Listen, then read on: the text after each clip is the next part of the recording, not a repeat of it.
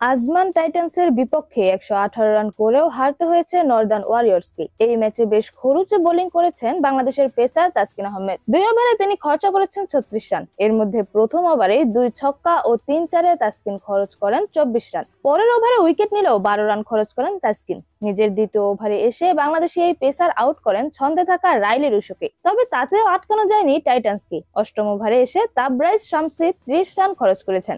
এর মধ্যে 4টি ছক্কা খেয়েছেন তিনি। মঈন আলী 8 বলে 33 রানের কেমিও খেলে টাইটান্সের বড় জয়ে অবদান রাখেন। ড্যানিয়েল লরেন্স শেষ পর্যন্ত তার সঙ্গে অপরাজিত ছিলেন 4 বলে 6 রান নিয়ে। এর আগে অ্যানিউরিন ডোনাল্ডের 12 বলে 31 রানের সুবাদে বেশ ভালোই শুরু পেয়েছিল টাইটান্স, যদিও আরেক ওপেনার অ্যালেক্স হেলস ফেরেন মাত্র 15 রান করে।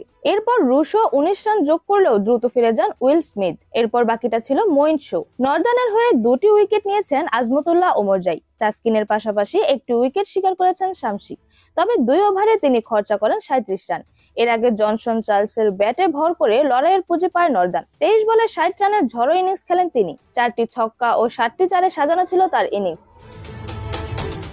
এর বাইরে 2 অঙ্কে যেতে পেরেছেন কেবল ওমরজাই ও ওরেন স্মিথ। ওমরজাই 11 ও স্মিথ 17 রান করেন। টাইটান্সের হয়ে একাই 4 উইকেট নেন জামান খান। নিজের প্রথম ওভারেই তিনি হ্যাটট্রিক করেন। কলিন মুনরো, স্মিথ ও উজাইর খানকে ফিরিয়ে হ্যাটট্রিক তুলে নেন তিনি।